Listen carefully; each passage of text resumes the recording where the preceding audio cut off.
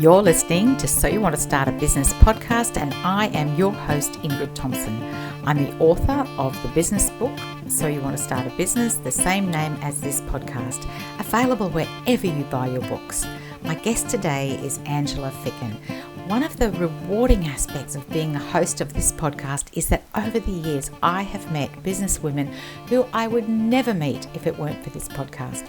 This episode is definitely a conversation with a remarkable woman, a highly skilled therapist, and an accomplished businesswoman.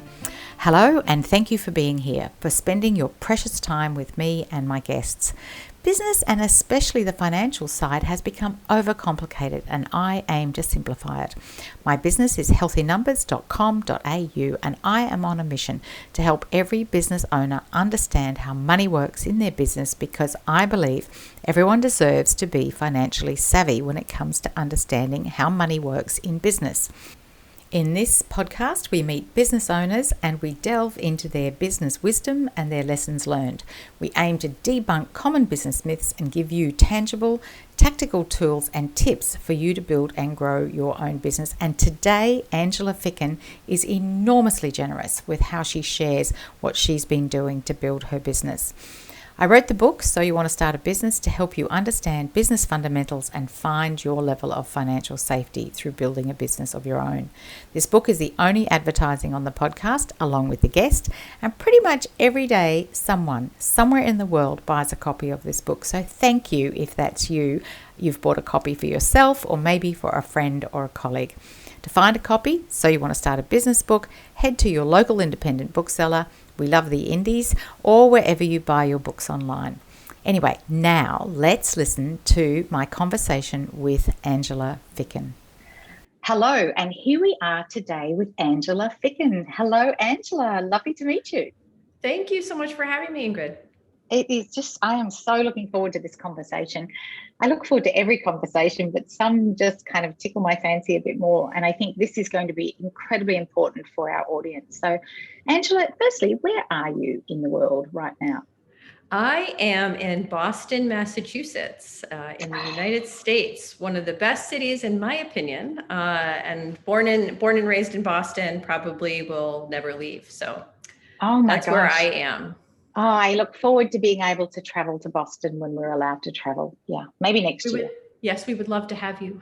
Thank you. I've heard it's a fabulous city. And if it's anything like Washington and New York, I'm sure it is, because it's kind of up there in that same little territory. Okay, so let's get into business questions. You have a really remarkable business. How do you describe the business that you're in? What is your business? So there's two tracks to my business. One is I am a psychotherapist by training. So I have a private practice where I meet with clients all virtually now, doing one-on-one individual therapy, focusing on stress and anxiety. And then on the other end is the kind of business brand of Progress Welness, which is my business name, where I write and create products based on stress management skills, so that wherever you are, you can gain the tools I teach in my practice without having to be in therapy or to see me. And that has been my goal of trying to, and passion of how do I kind of connect these skill sets I've learned in my career and my expertise and package it and try to reach it to as many people as possible, because the stuff that I know works. Yeah, and I think that's what's so important is that, for someone to have a one-on-one session with you is a unique experience for them. And then how do you take this that works with them out to many more people? And I know that people listening, that's how they want to do what they do, is they know that what they do works. How do we get it out to more people and have the bigger impact? So I'm so looking forward to this. So when did you start? So you've had the psychotherapist work, and then you had Progress Welness. When did each of those start? So I left the kind of more traditional working world in 2013. I was a therapist at Harvard University. I was a primary therapist for undergrad and graduate students there, and then had a small private practice on the side. and realized that I was burning the candle at both ends. Working by day, working by night, no life, and was burned out, which meant I was irritable and cranky and not really fun to be around, which my husband told me that I needed to pick one.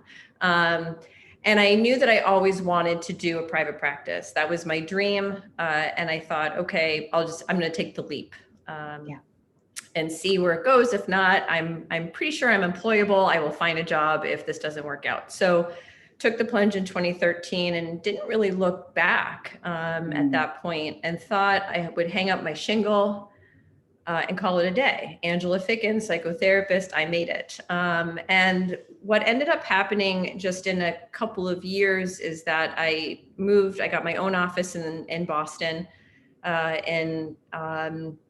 What I was hearing from people that were seeing me is, one, I was a hard find, that finding a therapist like me who's trained in the skill set I had was hard.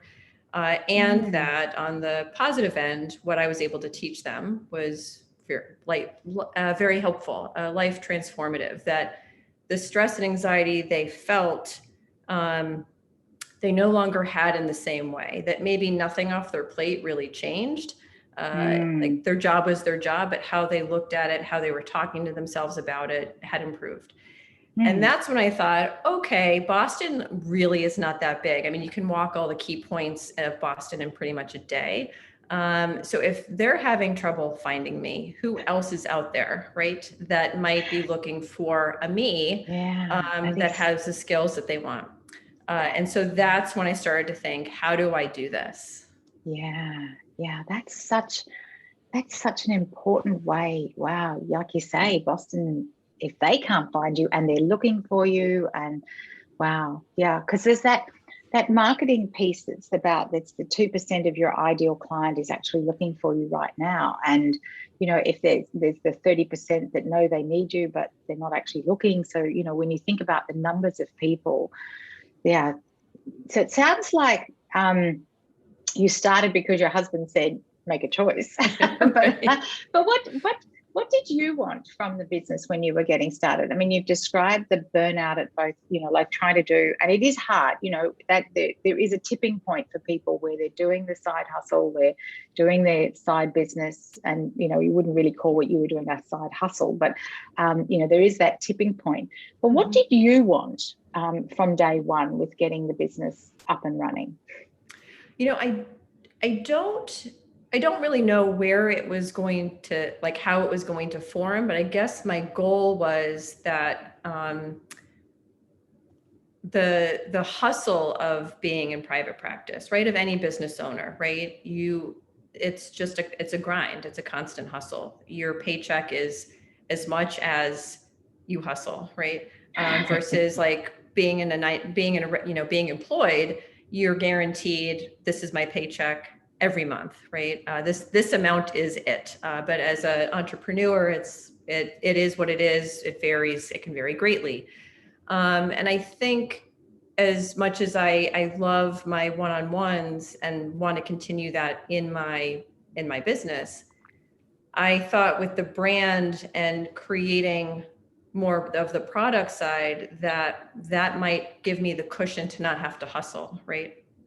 That would supplement the income, where that maybe I wouldn't have to work as hard in the private practice world, and that the brand would give me the excitement of being creative, which is very much a part of me and my personality. That is why I'm drawn to psychotherapy, because it's like you're working on a puzzle and you're trying to figure out and problem solve and think outside the box to come up with solutions.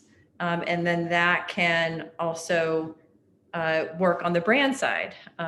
So I think long-winded, part of it was, how do I create something where I might not have to hustle as much? And then how do I find something that's going to allow me to be as creative as I want to be? So that's kind of how I looked at it as day one. That's so interesting, isn't it? That creative, and I love what you say there about the hustle of being a business owner. Your paycheck is as much as the hustle. It truly is. Okay, so let's think about Progress Wellness, and you're getting started with that, finding new customers. How did you find those new, like, you knew that there were people looking for this, but how did you know to create and what to create and for who? How did you get started with that? What were the beta products? Where did that all start? So I think where it started was in my office. So asking people that I was meeting with, like, what would you want? What would you be interested in? What did you find helpful about session?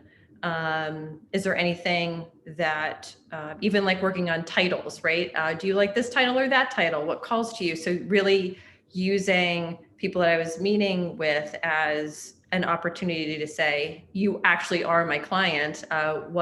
What do you find most helpful with what I'm teaching? So that's one. And then the other is, over time, having a lot of media opportunities to write articles about stress and anxiety. So whether it's through Today Parenting or Huffington Post or marriage.com, writing my own monthly blog, that created content and helped generate ideas of, what am I hearing about in my practice? What are people asking me about? And then through that, over the years, started to develop into a bit more of people following, subscribing to my newsletter and then writing me saying, hey, do you have a course? And I'm like, no, I don't. Do you, have any products I can kind of use to kind of work on managing my stress other than kind of what you're writing about in your blog? I'm like, no, I don't. So it was through kind of writing and kind of own research through the clients that I work with that I started to think, okay, maybe I need to put something out there. So that's kind of how it formed. Isn't that fantastic? It really, we've had many guests talking about just really listening to what people are asking for.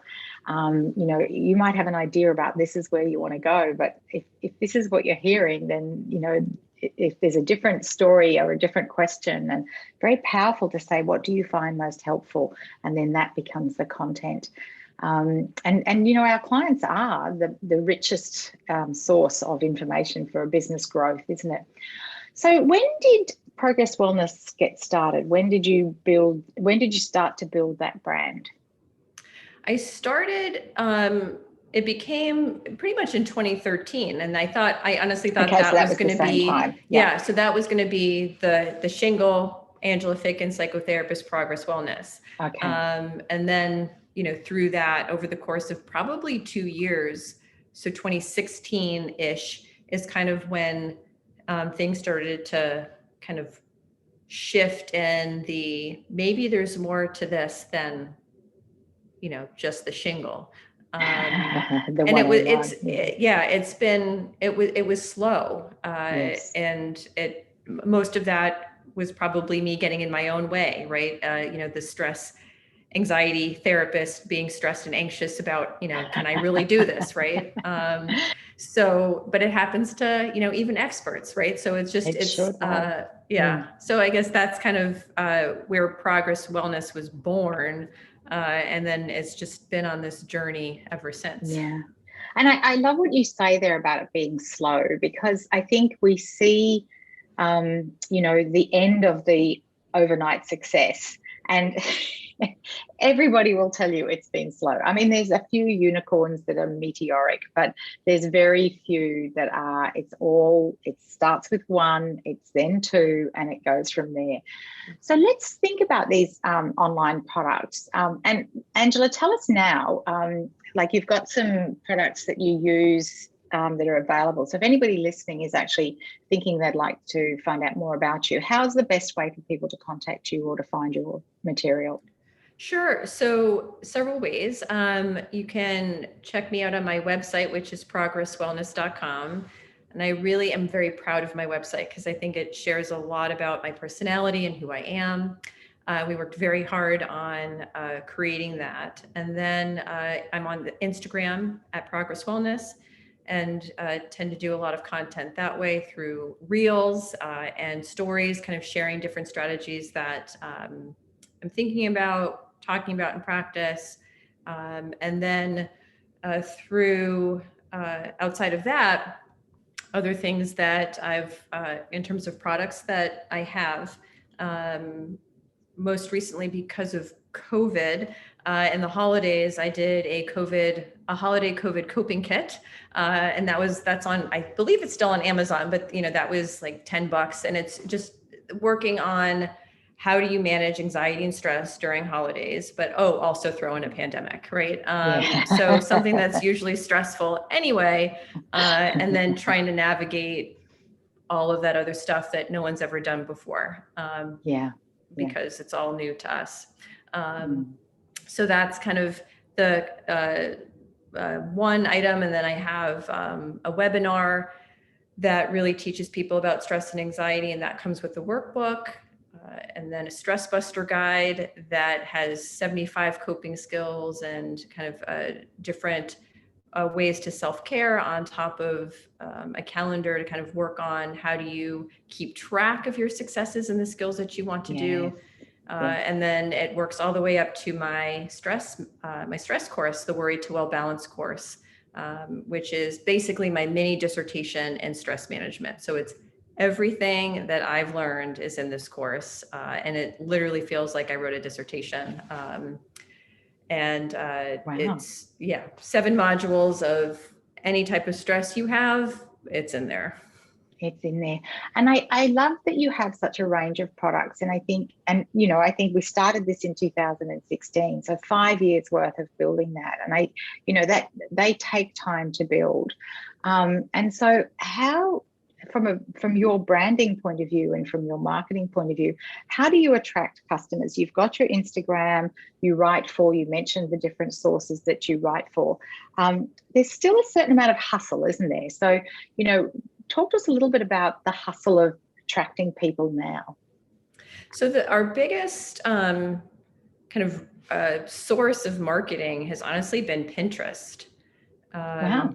Yes, it's been, my people are on Pinterest, and I actually very much love Pinterest myself. So in terms of creating, we've been able to create our own pins. So whether it's certain stress management pins and different strategies and skills that I like, and then creating our own pins. So somebody's pinning that, and then that goes directly to my website, or creating something that will go directly to my Amazon page or my Worry to Well Balanced course. So people have a way of getting something on their board that helps them feel like when they look back, almost like a vision board of how do you want to manage your stress or well-being. They have that pin from me, but then they also have access to any of my products, depending on whether they decide to purchase it or they just want to hold off, but that they have access to that. So Pinterest has been phenomenal for that. Wow. So I'm going to be really, I know Pinterest exists, but I don't have an account. I'm sure it's got a little tag that looks very much like all the other little tags. But how did you come to discover that your people were on Pinterest? Well, so I am not, I work with a team, right? So I have a business partner. That's what I call her now, because she has been in my life pretty much since 2016. Kristen Marquette Media. She is my everything. So I am the face of Progress Welness. I come up with the content. I do the writing. She does all the other stuff of, hey, in this market research I did, Pinterest is where it's at. Hey, you need to write a stress course.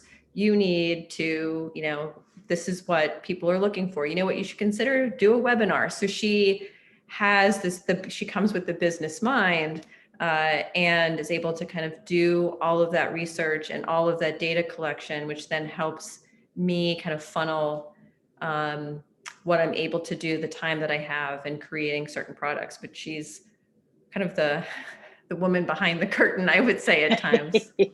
That's fantastic, because there is a question coming later, but we might as well talk about it now. It's about who helps you, because the truth is we cannot do all this ourselves. You're good at what you do, and then there's all these other things that are running a business. So was it Crystal, did you say? Kristen, yeah. Kristen, was she the first person that you got involved? Like what roles have you outsourced, and in what order did you do that? Sure. So the first thing I did when I knew that I wanted to do something more than just hang up the shingle is that I just did a Google search on business coaches who help psychotherapists. And one popped up, and I thought, great, I'll call her. So I knew that I didn't know what to do, and I knew I didn't know what I was doing, but I knew that someone out there must know. They've had to do it before. So I called her, and through working with her, just doing some brainstorming, she actually put me in touch with Kristen. And said, I think that you are looking for something more than just writing a blog or kind of just looking out. You want more than just Boston. Yes. Why don't you work with Kristen, who does a lot of PR management, but also marketing and kind of brainstorming ideas on how you can grow this brand. And there were many different ways, you can grow a business, and trying to find my own voice through that, right? Who I was in 2016 definitely isn't who I am today. And same with Progress Welness, right? That the vision I have now, it was different then because I just didn't know anything. Yes. And so finding Kristen was step 2. And then she told me for years, like, you need to do all of these things, create a webinar, write a course. And because of my own anxiety and not having done that before, I'm like, I don't know if I can do that. Are you sure? So I kind of put it off and kicked it down the road, and did other things, right? So doing more writing, more blog work, radio, TV, things like that. But it's just that I wasn't sure. And then finally, decided some events happened in my life. My mentor, who I had for 17 years, suddenly passed away. And I was just about to, my husband and I were thinking about starting a family. So I was going through some life changes, and I thought, you know what, I'm just going to do it. If it makes me anxious, I'm going to do it anyway. And that's been my mantra since. And that actually was the turning point for my business of getting these products out. And even though I felt anxious, I didn't know what I was doing. I wasn't sure if it was going to be any good. Will people really like it? It's just like, you know what? I got stuff to say. I have stuff to share. If it fails, it fails, whatever. Let's just give it a try. And so that, with Kristen and kind of that mantra that kind of helped me kind of form, kind of where I am today. And then the last member of the Progress Welness team is somebody who really helps me with social media. So that's the person who does all the posting. I do the content, but she kind of tells me, this is what you need to do. I'm like, okay, so then I go do it. Yeah. So I think it's just having those guides, right? Of people that know what they're doing. Because you know what you're doing and you kind of know what you want, but you don't know how to execute it. At least for me, I didn't know how to execute it. Angela, I love the way you've just said that. Having the guides, because you know what you want to do, but you don't know how to execute it. And I think that's very, very common in my observation of many people that I've worked with, is that they can see what this finished thing should look like, or they can see the destination, and they just don't know what are the steps. And it's so important to have those people, the Kristens, the social medias, the business coaches, to have. Once you had the business coach for psychotherapists, one turned up, that's pretty good. So that's another thing for people to notice. If you're actually going to work with a very specific niche, then make sure that's in your SEO and it's in your searching. Did you continue to have a coach? Because I know part of the model of therapists and psychotherapists and psychologists is to have mentors forever. Did you continue to have business coaching, or has Kristen kind of stepped into that role for you? Yeah, Kristen is kind of like my everything. So she does, she is, I call her my business partner, because we brainstorm together. I run ideas through her. In terms of like separate from my private practice, I still will periodically meet with one of my mentors for supervision. If it's, hey, I'm stuck on a case, or I need some help here, or I'm seeing something, I'm not quite sure. What do you think? So having that additional support and training, I think just continues to help my growth in my practice. But that aside, in the Progress Wellness brand, it's Kristen really wears many hats for me. Thank goodness. It's so important to have that external force coming and energy and thoughts and creativity, and particularly that expertise. So thank you.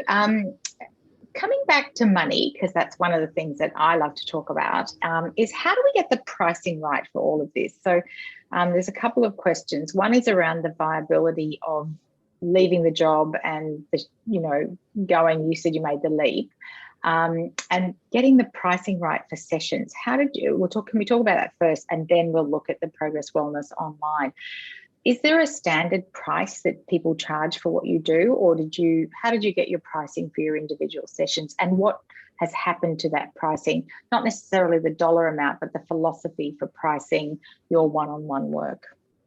So that it definitely does vary in terms of pricing depending on where you are. I happen to be and kind of what you do in terms of what your practice is. So for me, working with over time, my practice is kind of a mishmash of working with students, because Boston is known for their schools, and a mile radius, you've got 9 universities on one side of the river. And then on the other side of the river in Cambridge, you've got 2 pretty big kahunas over there. So you're dealing with an age population that is emotionally vulnerable and stressed because they're drop kicked into young adulthood, and trying to navigate social and academic and certain pressures. So there's that tier. And then there's the kind of professional, young professionals. So people who are residents, or we've got Mass General Hospital, Brigham and Women's Hospital, Tufts University, and medical, and then kind of law associates, and Boston is starting to kind of get a niche in startups. So people in kind of different areas in their life, but all very stressed and anxious for different reasons. So in looking at my level of expertise over time, my fee has increased, knowing that I just have a level of expertise that I've kind of cultivated.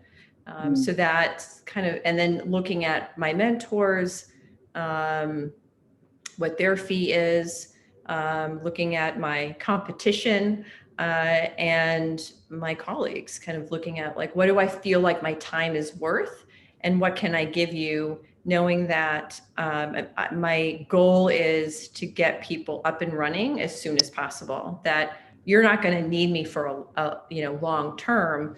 Of course, I see people I've seen someone recently, like we look back like, wow, it's already been 10 years. So I've been seeing some, for a long time, but most people come in because they want to solve a problem. They want some strategies and they want to get going. So my goal is to, get you a return on your investment, and make it worth your time. So that's kind of how I see it, and how I kind of worked on where I feel like my price point is. Yeah, I love all of that. Thank you for explaining that so beautifully. And then tell us how you thought about the pricing for the online products, because it's a different way to think about pricing, or is it? Yeah, it is. For me, it is, because again, that's a part of my mind where I'm like, I don't know, what do you want? What do you think? Right. I haven't done this before. What should it be? It's just kind of throwing numbers in the wind. But I think, again, that's where having a team can be so helpful, of people who have done this before and can do the research. But I think what's been helpful is to have a tier of services, so that anybody can access what you have, right? So if I want to share strategies with you, You can get skills for $10 or my course at $9.99, right? That is the massive dissertation, everything, right? 7 units. 7 units. It's like, you got it, right? So it's trying to give people access to what I have to offer at different levels that feel comfortable for them. But that also there's a range of how you get to know me and my style and what is going to be most helpful for you based on where you are in your life. That's kind of how I price it, of having a tier so that it's not just $9.99 and it's not a jump of like, do you want $10 or do you want $9.99? That there's kind of everything in between. Yeah. Wonderful. That's it sounds like the perfect case study. It really does. It does. I think we'll all be wanting to know Kirsten's number at Market Media. Yes. You know, highly recommend her. She is, but don't, I'm like, she's mine. She's mine. I will gladly share her. Share her. And she's probably got a terrific team that she's building there as well. Yes. But, you know, it's really, the whole online training and the availability of sessions. And, you know, we've just seen this explosion in the last 2 years. I mean, I was using Zoom for online training before we had to do everything online, and I was already loving it. But I just love how it, you know, everyone knows what Zoom is. Everyone knows where the chat is now. You know, at the beginning of webinars, we used to have to explain everything for people because they didn't know, whereas now it's so much easier. So there's been lots of good has come out of what we've all done in the last couple of years. And I think the acceptance of online has made a big difference. You know, in terms of your one-to-one sessions, did people used to come and see you one-to-one physically? They drove there, they parked outside, they got off the bus and came to see you. And now, you know, how has that changed your work life, your workflow, you know, to be able to do sessions online? And how has that changed the work? Sorry, these are questions without notice. I'm just curious. Yeah. So the virtual side of things was actually quite seamless for me. That I still, some people were worried, you know, is there going to be a connection? It's not in the office. It feels different. But for me, it hasn't been. It feels like people I literally have not met in person.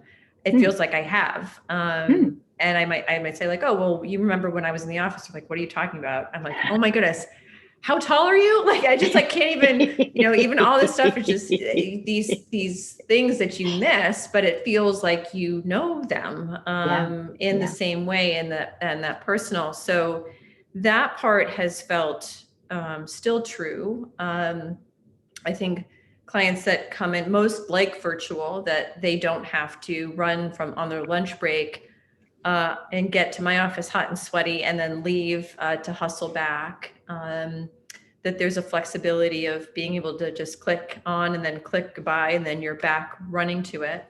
The downside for me has been moving my body has been a real struggle. So I used to be able to walk to work. I was had that luxury. I didn't have a big commute, but I got in a couple of miles a day just walking. And that was my time to listen to my podcasts or call my mom, not do anything, just kind of look around and just kind of be. So I got that twice a day. And then being home, that stopped, right? So it's trying to find a time to move my body on purpose, right? At least with the walk to work, like I had to do it, whether it was downpouring or 100 degrees out. And now it's like, oh, it's too hot. I guess I'll do it tomorrow. Or, oh, now it's downpouring, which has literally been the summer in Boston. It's like downpouring and torrential, thunder and lightning, or it's 1,000 degrees outside. So I think that's the part that's been hard. And I think for many people to kind of find this balance of like, how do we move our bodies again? So that's been the one downside I've really felt with the virtual. And there's this, spending the day like this on the screen and then to sign up for a yoga class or a Pilates class that's more screen. It does seem a bit counterintuitive, doesn't it? It does seem, and it's, I hadn't thought about that, the difference of not having a book, but I do miss that, my podcast listening time, which is when I would have been walking. Yeah, I can think of an example where I used to have a quiet time every day where I just walked and after listened to a podcast. But for the upside, thank goodness there's been the upside. So you found a solution to walking, though. You've managed to, because that's so important in what we're talking about, stress and anxiety, isn't it? It is, yes. Yeah. So I actually had to just carve it into my day. Yes. And I've had to honor that. I've tried to sidestep. I'm like, I can miss it. I'm like, no, you have to move. Even if it's like, it doesn't necessarily have to be walking outside. Like I'll just walk around my house. I'll just enter every room. I'll just like go downstairs and refill my water rather than just, fill it upstairs in the bathroom. I'm like, I'm going to go downstairs. So just having that shift is really helpful. And the kind of online workout communities, I think, are wonderful too. It's just how do you kind of move around a bit? Yes, it is. It's very important. And I think the other one is the end of the day. So we have cats, and I love to read, and I have reading time with one of our cats every afternoon, and that means end of, like, the computer's off, cats, and then from then on it's the evening. So I think having that end of day. Now we've diverted away from business and we're talking about ourselves. Reflection, Angela. So you did make a couple of comments there that you could have, you were a bit slow to get going. If you could take a magic wand, and I know, gosh, you probably don't believe in them, but, if we could go back to 2016, let's around that, what might you have done differently? Or what might you have done differently? I think I probably would have embraced my anxiety and doubt rather than trying to kind of push it away. So it took another year and a half, kind of mid 2017, for that mantra of, if it makes me anxious, I'll do it anyway. Yeah. And from that, I just had so many opportunities because I was anxious, but I was doing it anyway, rather than saying, oh, not yet, or maybe next month. So had I just had that magic wand and said, you're missing out on so much by allowing something to stop you. And for what? Some doubt, like, who cares? So I think if I just had that, it would have been so, like, who knows, right? What I missed out on. But I think that's probably how I would have used my magic wand. Yeah, I love that. And, I just love that, what you said, you're missing out on so much, and for what? And with doubt and fear and all of that comes up is like, I think one of the things when I'm getting into a spiral like that, I think of that wonderful Eleanor Roosevelt expression that says something about how much people are thinking about you. Well, actually they're not, and it's like, so, like, there's 17 billion people on the planet, and seriously, no one's thinking about you, Ingrid. Just get on with it. But yeah. Angela, thank you. 3 characteristics that have made you successful in business? 3 characteristics. I would say being creative, my ambition, and probably my sense of humor. I think you have to have one. And kind of be resilient in the, things not going according to a master plan, and just knowing that it will work out somehow in some way. So I guess those 3 things have, I think, helped tremendously. It has. And I've just realized I haven't asked you my absolute favorite question. Somehow we went off on a tangent back there at the beginning. My favorite question is, when did you realize the business was real? Like, when did you actually feel, wow, Progress Wellness is a real business? I think I felt it when I had my very first sale. That's when it felt real, like, oh, I can do this. That was like me dancing, just spinning on cloud nine of like, oh my goodness, this could be a real thing. I think that's when I felt it. And, I tend to feel that with every sale. It feels like I've connected to someone in a really special way. So that's kind of when it hit home for me. Yeah, that's lovely. I love that. And just as we bring this to a close, firstly, I'd like to say thank you so much. And I know we shifted the time and you had other people to consider, so I appreciate that enormously. And is there anything else for our listening audience that who are people thinking about starting a business, people who, like you, offer a service and want to make it into something else? Is there anything else that I haven't asked you or you haven't had a chance to say you'd like to leave everybody with?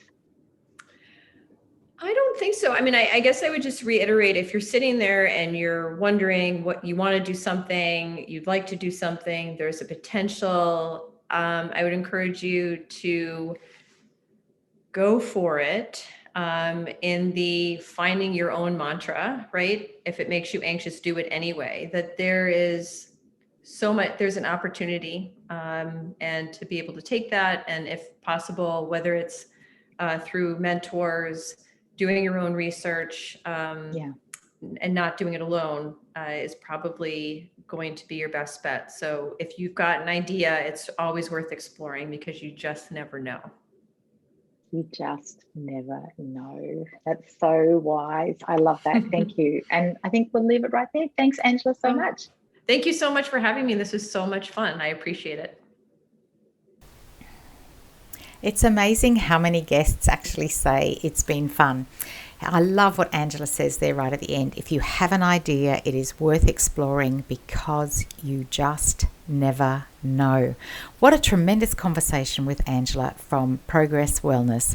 What is your standout from this episode? I have so many, and I've actually listened to this conversation a few times, and each time I hear new and different ideas and actionable tips from Angela, both about business and about managing myself as a human being. Angela has created a range of online and one-on-one products and services to bring her expertise and experience to the widest audience possible. She likes to ask this question of her clients: what do you find most helpful from the work we are doing? And you know what? This is a terrific question for every business owner to ask clients and customers. What do you find most helpful from the work we are doing? Particularly if you're a service-based business. As business owners, this is essential. How do we make sure that people who need and want what we offer can find something they need? I'm grateful to Angela for her time and for her generosity in this conversation.